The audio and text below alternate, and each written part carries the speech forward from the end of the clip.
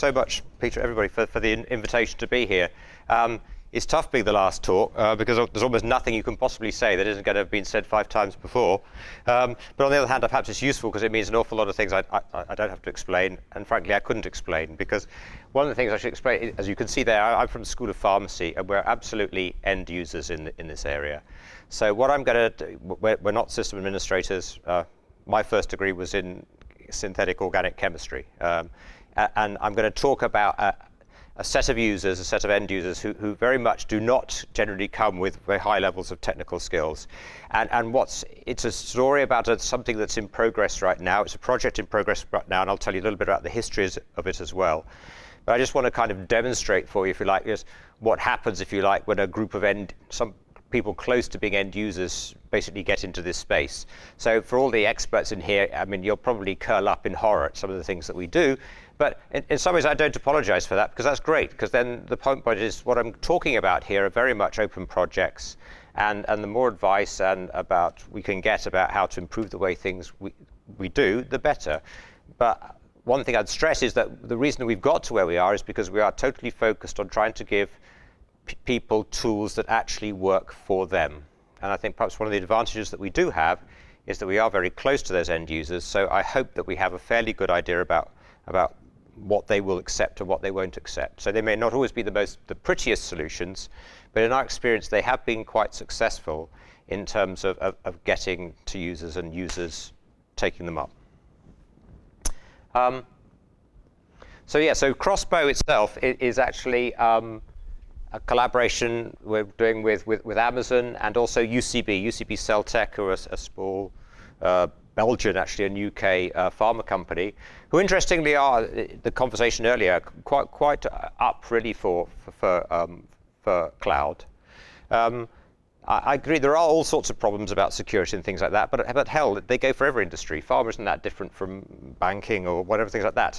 And these people have managed a way to work with the cloud, and I don't think in the long term pharma are going to be any different, really. Yes, there are problems, but there are ways around them if there's enough will and enough money, and hopefully there'll be enough of both. So I say the basic aim of this project has been to develop, as I said there, tools to give the biomolecular simulation scientists easy access to cloud-based computational tools. And then basically this is to see if they actually work. So can we do it, and is it worth doing it, if you like? That's been the aim of this particular project. So a little bit of history. Okay, I hardly need to show this slide, but just for completeness. So we work in the area, most of our people work in the area of biomolecular simulation. Biomolecular simulation scientists, 99% of the time, 85% of the time maybe, that means basically doing a lot of molecular dynamics simulation, hence the need for compute. Why do we do it? My take on it is that little bit in the corner. It's this wonderful technique that we have, which basically there's no other way of doing it, which is linking together basically physics, chemistry, and biology. And the fact that if ideally you've got these two sides to it. It allows you to be explicative. You know, why do biological systems work the way they do? Because of the chemical and physical principles on which they're based. And secondly, okay, so how can I now tinker and change them logically and, in some kind of effective way? And it's a set of tools that at least potentially and in practice can do this, and there's nothing else that does the same job. So there's lots of people who are wanting to do this, lots. So actually, as I said, one of the largest consumers of academic computing resources in the world. So I was reading a review from, there's been a report on the usage of, in fact, the whole of the XSEED. Those of you who know the US system, they've got the great XSEED clusters scattered around the US. And there's been an analysis basically of the actual applications which are being used on those. And they came up with a list of 5 applications, which are the top 5 used applications across the whole of XSEED. And 2 of those top 5, one of them is NAMD and the other one is GROMACS, which are 2 basically biosimulation codes. So basically there's enormous numbers of cycles being whirring away all the way around the world all the time, basically doing this sort of science. So the question is, most of the time this is all happening on HPC. How much of this might happen in the future on cloud resources instead? And this is the problem that we face. Our end users are typically not computer scientists. They're not data scientists either. And nor should they be. And I saw that quote in somebody else's talk. I can't remember. Yes, no, it's not their job. They don't have to be, because they've got other things that they're very, very good at, and they should be allowed to get on with doing those. But nevertheless, we want to allow them. We want to allow ourselves to have as much access to these fantastic new resources and facilities that are becoming available as anybody else does. And why shouldn't we? So what we concentrate on really is trying to democratize access, I guess, to the latest computing facilities and computational tools. So the way that we've done that in the UK is, one of the things is that we have a number. We're quite lucky. We have a few sort of community organizations that help sort of focus and gather momentum for these ideas. The first one is an organization called CCP Biosim. CCP stands for Collaborative Computational Project. There are a whole series of these that were set up basically to nucleate communities around computational science in the UK. And well, I was the founder of the organization that actually became CCP Biosim, which is now a network which connects together basically pretty much every single significant biosimulation group in the UK, with hundreds of members scattered across maybe 30 different academic organizations. And we have obviously users from industry as well involved with that. That's mainly a community building activity, networking, conferences, workshops, etc., and the like. Increasingly, though, we were finding that there was a lot of people, of course, this high-performance computing was becoming more and more important in the field, and that led basically to a sort of sister organization, HEC Biosim, which again, for the biosimulation community, basically concentrates on this originally accessed, what is called high-end computing. It used to be eventually, well, originally it was basically, the National High-Performance Computing Service. And really its job was to basically support users in using that to the best of their ability. We also actually allocate time to our community on that resource nationally. And we also have a number of software development activities which are designed basically to support users on using HPC resources. And really out of that, HEC Biosim came a project which was the forerunner really of the Crossbow, which I'm going to talk about mainly. And that was a project called Longbow. And the reason it was called Longbow was that, if you like, it was designed to give people access to Archer, because Archer was is the UK national service at the moment. So the problem we were faced with really was the fact that typically most of our users were used to running things locally. Sometimes they didn't even run on batch queues. They just basically, everybody had their own workstation and they did whatever they could do on their own workstation. And if they wanted to run a GrowMax job or something like that, they just basically fired it off on their terminal. They might put it into the background, or they might just open another window and work somewhere else. And that's how they might do their science in the old days. So then when you tell them, no, you don't want to do that, you want to go anywhere and use Archer, you say, all you've got to do is all this. And that was the problem, really, is that, to most people in their world, they'll say, well, yeah, but it's okay, I know how to do all that. Yes, you do. But believe me, if you are a person who's never used high-performance computing before, this is a massive wall to get over, frankly. And so we thought, well, is there some way that we can get around all this kind of stuff? And so the aim of Longbow, basically, the project, was to do that. And it really worked out quite well, because what we were able to do is to say to people, well, actually, if you want to run on Archer, all you have to do is what's in that third column there. And if you look, the only difference between that and the first column is that you have to write the word Longbow in front of the command that you were going to execute. And that's it. And I mean, and I should say that command is what you execute on your home workstation. You don't go anywhere near the Archer machine at all. It does all the staging, it prepares your job script, it submits the job, it monitors it, and when it's all finished, it brings all the data back. So the point is, from the end user experience, it's about as simple as you could get. And it works. So we've got plenty of quite happy users with that. And what's quite interesting, actually, is that if you like, a lot of the sort of the back end behind Longbow is now being taken up by some of the other CCPs, the other collaborative computational projects around the national service. And so we're seeing basically people from other domains interested in this as well. So that's been a nice story. Still under active development, but still going on very well. So we thought, well, OK, so that worked very well for HPC. Can we do something like that, basically, for the cloud? The second motivator for that was the fact that increasingly what's actually happening in our community is that we're moving away from our science being based on just doing single monolithic jobs to increasingly doing workflows. And we'd been involved in a number of projects that have become increasingly focused on this idea. One of which is this one here, which was the ECSTacy project, which was running, finished about 2-3 years ago now, which was a joint NSF EPSRC in the UK project, looking at adaptive sampling workflows. Because one of our biggest problems basically is sampling space, or conformational space of molecules. And there was a whole slew of methods that were coming up that could do this, but they basically need a lot of compute power.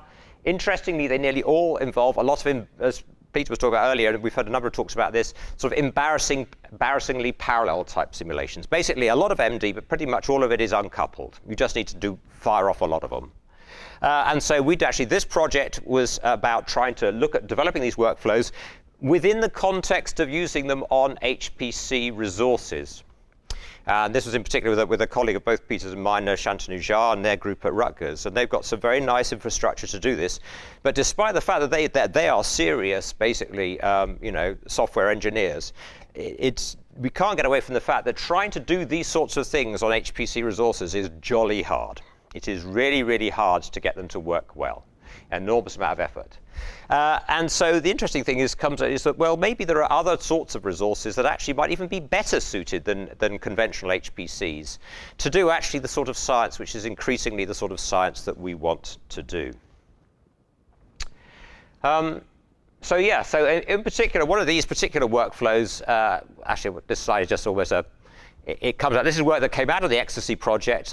It has worked really quite well, and actually at the very, very end, it did move into cloud. Some of the early stuff, some of the stuff I'll talk about Crossbow, our proof of principle has been in this area. But these are the sorts of workflows that we're wanting to run, because they're not just MDs. There's a lot of other things that's going on as well. There is a lot of molecular dynamics simulation, but there's all sorts of analysis steps and things like that using completely different codes, and which actually have potentially quite different requirements in terms of the kind of configuration of the machine that you might want in order to really make them run as efficiently as possible. So actually running them on a relatively homogeneous HPC resource is really not necessarily the best way to do them anyway. So cloud. So from our point of view, we thought this could be really good. It could be good for us, but we were thinking very much with our sort of community hat on here we'd had quite a lot of success in trying to help people get onto HPC. Could we basically, we could see that cloud could be fantastic. Could we persuade other people in our community that cloud could be good for what they wanted to do? And so there seemed to be two things that one had to do here to get user engagement. And the first thing is, as we saw before, it has to be easy for the end user to actually use this sort of resource. And they've just about now worked out how to use HPC. Are we going to have to completely retrain them in order to be able to understand not just cloud as if cloud was all the same? Let's face it, we've got a whole problem. We've got about, a zillion different cloud offerings, all of which require completely different ways very often for an end user to engage with them. Or, it's the same thing, but they use a slightly different term. And so it just confuses people. So anyway, what can we do there about that? The second thing is, OK, so maybe you can make it easy for people to use it, but is it worthwhile them doing it? So I think one of the things we felt we had to do is we had to have good exemplars of why, not just why you could do it, but why you should do it. And so the aim of this project has been basically to try and scope out both of those aspects. And I should say very much, this is a project that's ongoing right now. It's about 2 years into its 3-year lifetime so far. Hopefully there will be more on the way. But what I'm talking to you about now is not a finished project, as it will be very obvious in a minute. So please bear in mind that there's lots of dirty linen being washed in public, but I'm very much interested in seeing what people think about it, and we're always really keen to engage with other communities and other groups who think they've got cool things that will help us achieve our aims. So yes, this I've kind of put up a version of this before. Yeah, our end user profile. As I said, they're computational scientists, not computer scientists.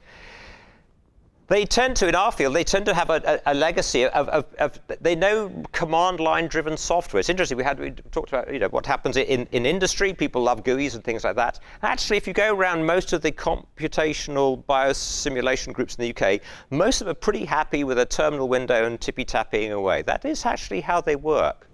And actually, for us, that's really useful, because the one thing we do not want to have to do is to build GUIs. I mean, it's just, we can't spend time doing that. I've got zero artistic skills for a start, so it's never going to work. So when it comes to programming, most of them are pretty rubbish, actually, I have to say. It's appalling, actually, the level of coding skill that we have, actually, I'm afraid to say, in the UK biosimulation community. It's just that people have never been taught it. You can basically get through you can go through a sort of a physical chemistry science degree and still almost have no computing, basically, at the end of it. It's ridiculous. But they are getting better. And in particular, the thing that's totally taking our community by storm, and I think a lot of others as well, of course, is Python. Hell, in the UK, they even teach it to school kids and things like that. So, there's hope there. And if you give people bits of Python to play with, they will not run away. They'll engage.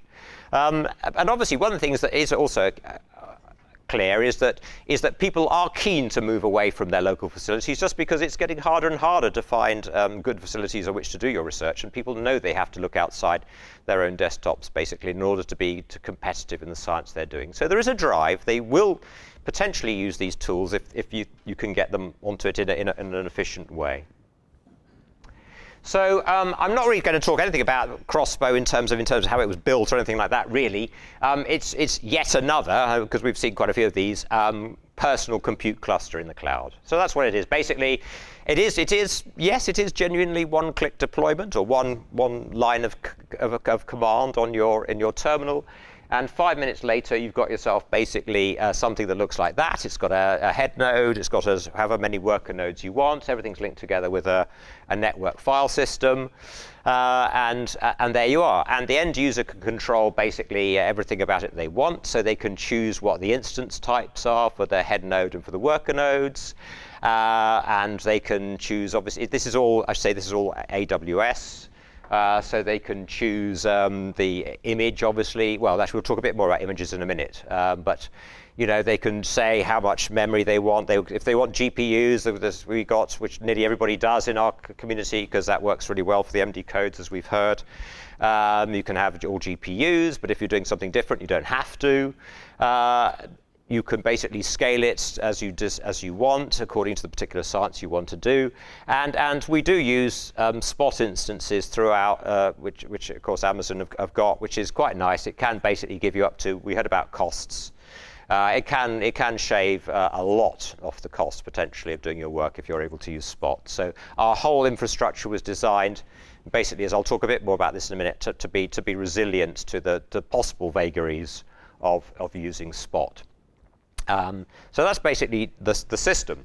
So that's great. So it can now be done. It's out there. The first release came out. We did a soft release basically just before Christmas, and we've got our first sort of big user community workshop activity in a month's time, and really the first serious users will be using it then. But in some sense, the question then is well, what can you do with this thing? And the clear thing is that perhaps you could do all sorts of things quite nicely that was quite difficult to do using conventional resources. So our idea was that it should be able to do a lot more than just run the vanilla jobs that typically, like Longbow isn't just designed to run a simple MD simulation, but fast and somewhere else. Could we do, particularly with workflows in mind, could we do something cleverer with this infrastructure? And to do that, actually, we accidentally almost wrote a workflow system to run on it. So the basic idea of this was to just, since we had complete control, or the user has complete control basically over the kind of nature of their infrastructure, let's give them a kind of bespoke kind of workflow system that's designed to work with that environment. So that's it. So we have this thing called Crossflow, which runs with Crossbow, and as it says, it's a Python package to build workflows.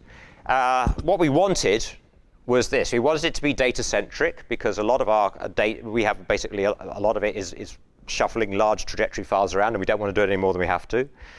We wanted it to be efficient. We wanted to try and use all the worker nodes that we're basically paying for by the second in as an efficient way as possible.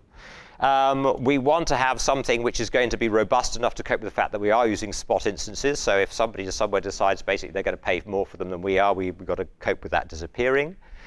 It also has to be a workflow system that's appropriate. And when we looked around at the workflow systems that existed, the problem is most of them are designed to do quite linear tasks. And when you've got kind of scatter-gather type operations, we found it was difficult to find one that seemed naturally out of the box. So we looked at things like CML and stuff like that. Iterative loops, decision points, things like that. They looked harder to do.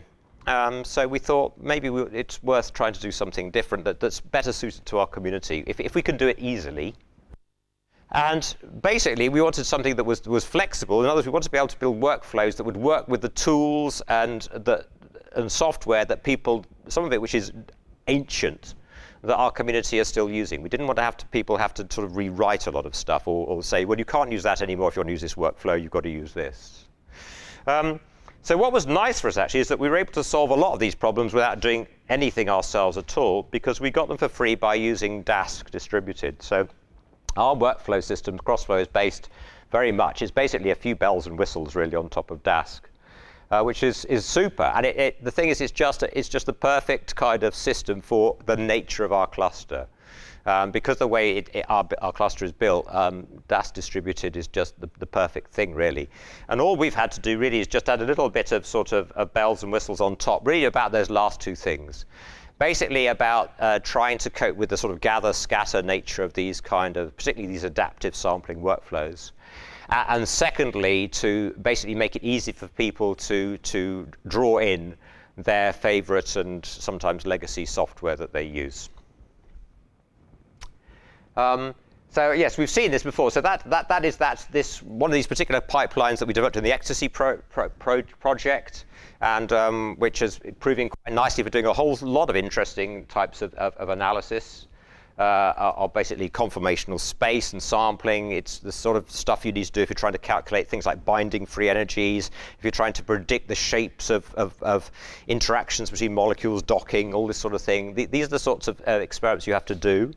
It's relatively it's a simple-ish pipeline, but that's actually about 7 or 8 different tools that are actually having to be used to do it. There's decision points, and some of these are things that are happening very much in parallel, and then you're having to gather data together for a sort of a comprehensive analysis process.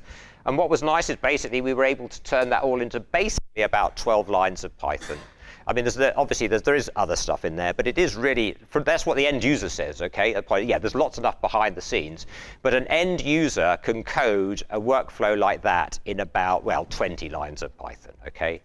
So for us, that was useful, and that includes basically all the stuff about gathering and scattering and all the scheduling, because we don't have to do that, because Dask does all that for us. So that was really nice. But so the end user gets something that they don't, doesn't look super complicated. There's no decorators or anything like that. They just kind of write stuff that ought to look familiar to them, and it should work. It's all functional, I should say. We had to talk about function-based, or we got mentioned earlier. What's quite interesting about this, actually, is part of the Dask sort of workflow sort of environment. So we've turned everything that we do is basically a Python function. So a simulation is a function, an analysis process is a function. So of course, that down the line, that might be interesting for even more kind of layers of abstraction and different ways of working. At the moment, we're not using a lambda function, lambdas or anything like that. Might be interesting in the future. One of the things the question is about how long does a function have to be, or how quickly does it have to sort of die before it sort of isn't a function anymore? I mean, and that's difficult because sometimes these functions are actually functions that are taking 24 hours to evaluate. So is that really a function? This is just a demo of it working. So this particular, so it's an iterative workflow. This is just a demo. Each cycle round the loop takes about 60 seconds. In this particular case, it was running about 10 worker nodes, whizzing round. And what we actually did is, after it had been round once, which took about nearly 60 seconds, is we just went in and we just nuked one of the workers. And then basically what you can see over the next few cycles, so that the workflow didn't die, it just carried on. And basically what you can see is then of the next up to about cycle 5 is basically is the cluster healing itself. So new instances get launched to replace the ones that have gone. They're reprovisioned, and then basically they join back into the pool, and then they start, pulling their weight again. So after 5 cycles, we were back basically at full speed, and then we just went in there nasty and just nuked another one. And actually, it looked like second time round it recovered a little bit faster. But that's just to illustrate, if you like, the sort of the self-healing properties of the system. So it works. Again, about 5 minutes or something to get round, which is basically the time it takes to basically spin up a new instance and get it ready for use. So, in terms of design considerations, for us as the developers of this thing, what were we trying to do? We wanted it to be simple for end users to install and use, because they are going to have their own personal compute cluster. We are not going to provide the cluster for them to work on. It's their job to make their cluster for them. The idea was to try to make it use tools which were as familiar to them as possible, so they didn't have to learn an awful lot, to try and, as I said, minimize dependencies, give them a user interface that looked familiar. And then obviously we wanted it to be configurable. We didn't want to have to try and second guess what it was that the end users wanted to do, because our community is incredibly heterogeneous. Everybody has their own idea about the best way to answer any problem. So we thought, well, we're not going to tell you how to do that. You can do it. We want to give you the tools that can you do that? So the question of the cluster configuration and the choice of software stack ought to be in the user's control. And that's where we get finally onto the issue of containerization, which I haven't really mentioned at all up to now, because it really comes in there. So to begin with, what we thought is, well, what we're going to do is we are going to provide some all singing, all dancing, bespoke Crossbow machine image that'll sit in the AMI repository, and basically, okay, you can fire up your workers however you like it, but you've got to use our image. But basically, that's great because everything that you ever need will already be there. So again, that has some advantages. Basically, the end user didn't have to worry about it. In theory, when it came up, it would do everything that they wanted it to do.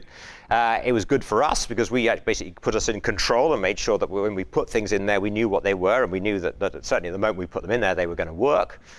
The problem was really is actually deciding what would be in the image. We thought at the beginning it would be quite straightforward. We thought actually we know the community, we know what to put in there, but it quickly became apparent that we didn't. Or basically we thought, that people keep saying, oh, but we need this in there, or but we'd rather have that there, or whatever it was. It was just turning into be a nightmare. It was actually a bit of a nightmare keeping it up to date because there was so much in it. And again, we ended up with very fat images, so basically our boot up times were longer than they really ought to be, and of course time is money when you're working in a commercial cloud. So all of these sorts of things meant that although it was in some senses a good place to start, it quickly became clear that it was not going to be a way that we could continue to go. So then we thought, well, perhaps we can go to the other extreme, and basically just say, well, look, you can use whatever AMI, whatever machine image you want. It's entirely up to you. So, okay, that's great. That's where we're giving the end user complete autonomy of what they do. As developers, it's not our job to even try to guess what the end user wants. And, again, we've got no image that we own that we're responsible for at all. It's, it's caveat emptor entirely onto our end users. The problem with that really is that we've still have got a small, but not zero, software stack which we do need to have on all those images in order for it to run this Crossbow, Crossflow workflow system. So how are we going to get that onto there? We could obviously build scripts or whatever to do it, but they were going to have to work with arbitrary images. So that seemed to be like, that could be tough and something that could easily break. And again, the other problem with this process, it's all very well saying to the end user, it's all up to you, but a lot of our end users don't want it to be all up to them because they're not system administrators, they're not DevOps, they don't understand that, and they don't want to have to worry about it. So it was about how can we somehow get a balance between these two. So that's basically where it becomes, we're heading towards containerization again. So what we've done, and really we're working at the moment, is the fact is that we actually provide a very simple, quite lightweight base image. And then basically it's that hybrid between the two. So the base image contains the basic things that make it a Crossbow cluster with Crossflow. And then we say to the end user, fine, now you put on top of that everything that you need. So that's great. The end user really has got full control. We're not having to guess what people want. We have got an image to keep up to date, but it's only a base image. But there are some disadvantages. If we're going to say to end users, it's your job to put your software on the image, then also, because of the fact that we know our users are not that skillful, that they're not system administrators, perhaps it's part of our job to also give them simple tools to enable them to do that, to make the provisioning as simple and straightforward as it can be. And we do have to bear in mind then that, again, we're going to have this issue that each time, again, remember we have this system where images might die, where instances might die in the middle of its application. They're going to be launched, if you like, in the background. They've got to come up and be provisioned, if you like, at launch time, without the user having to go in and sort it all out. So there's some stuff there to try and deal with. So how can we basically do this? Well, obviously, there are different ways in which you can get stuff onto this base image. There's obviously the system package manager. Again, our community are quite keen on Python now, so they understand about things like pip. And we've heard all sorts of terrible things about pip, but I don't mind. The point is, the fact is that the people are using it and they understand it. So then the question was, that's okay, that gets you a lot of things on there, but it doesn't get you everything on there. And basically, we thought it actually could Docker or containerization anyway be the way that we could solve some of these problems. Because there are things that the end user is going to want to get onto their system which are not in the system package manager and are not just Python packages.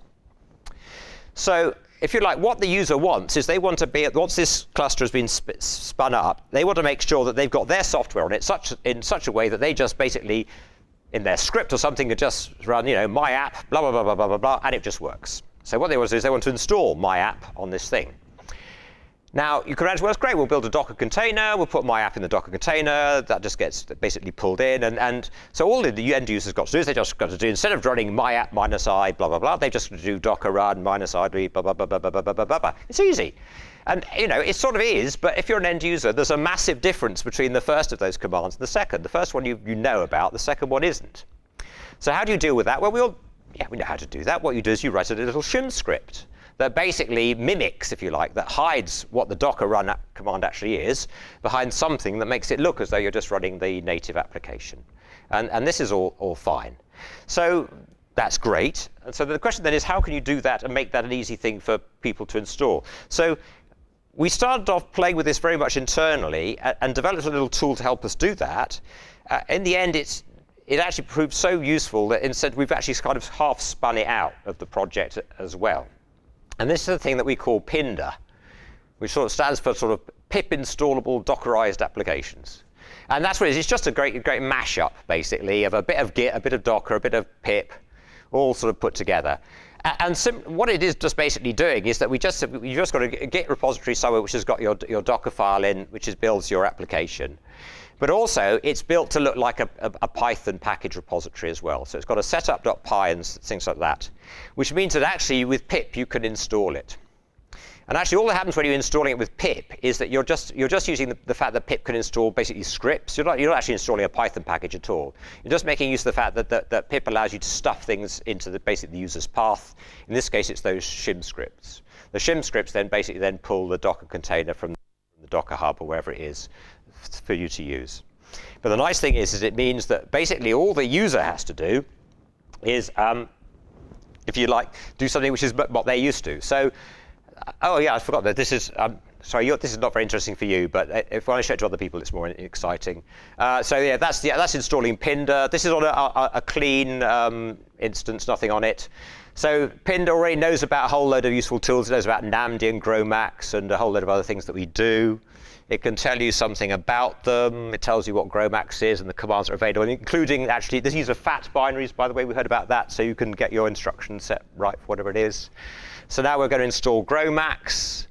This is all, I haven't shortened anything, so that's GROMACS installed. And then just do Pinder list again, and now it just tells us that there's a little asterisk by GROMACS. You've actually got that installed.